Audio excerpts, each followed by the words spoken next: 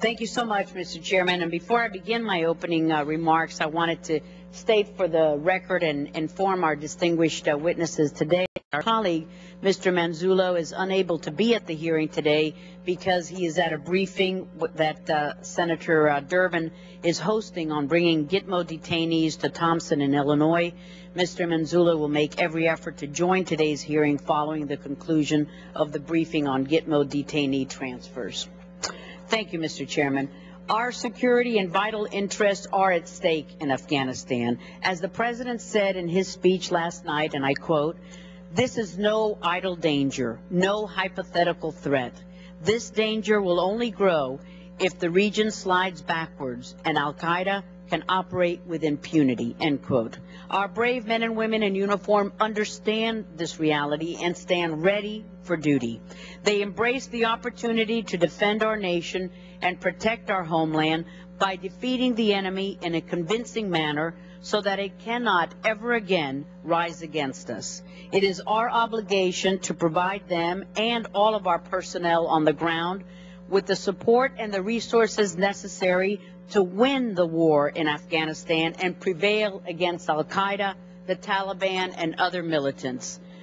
I am, however, concerned that before the strategy has been implemented, the President has placed a deadline on our commitment and a timeline for the withdrawal of our troops. What message does this telegraph to the enemy? How does it impact the morale of our troops and the mindset of our Afghan counterparts and other allies in this effort? This is a fight that we cannot afford to lose.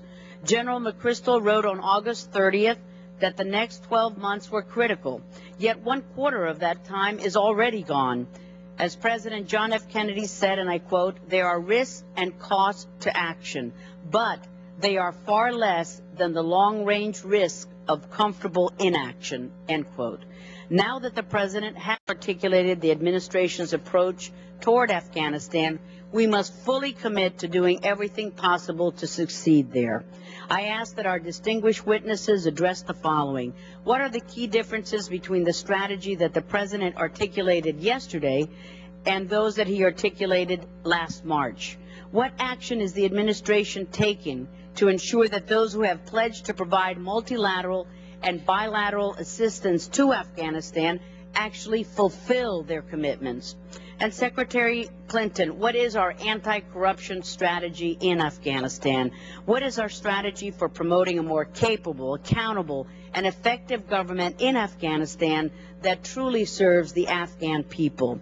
Secretary Gates, what is our strategy for expanding the numbers and building the capacity of the Afghan National Security Forces? What is our strategy for supporting Afghanistan in disrupting and dismantling narco-traffickers and breaking the narcotics insurgency nexus?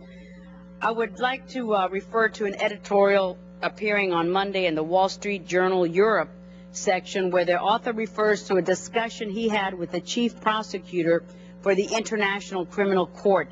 The ICC's chief prosecutor said that he already has jurisdiction in Afghanistan because the Afghan government ratified the Rome Statute in 2003, and that he is already conducting a preliminary examination into whether NATO troops, including our American soldiers fighting the Taliban, may have to be prosecuted by the International Criminal Court. Secretary Clinton, this past August, you expressed, quote, "great regret that we are not a signatory," end quote, to the International Criminal Court. Then just a few weeks ago, the U.S. sent an observer mission to the ICC Assembly of States. What is the administration's current position concerning the ICC, and what protections are being provided to our personnel in Afghanistan to ensure that they are not subject to ICC prosecution?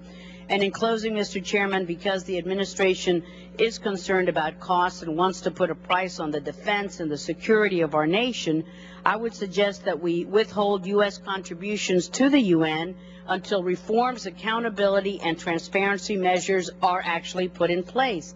I'm confident that the American people would prefer that their limited taxpayer funds would be provided to our personnel in Afghanistan so that they have the tools needed to win, rather than have it squandered away by a UN system hijacked by enemies of freedom and democracy And just yesterday, the UN General Assembly passed multiple anti-Israel resolutions, and in their International Day of Solidarity with the Palestinian people. And the UN vote just continues to astound us every day.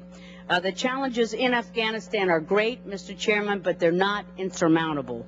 I look forward to the immediate implementation of a strategy that provides us the highest chances for success with the lowest risk to the safety and well-being of our brave patriots serving and about to serve us in Afghanistan. Thank you very much for the time, Mr. Chairman.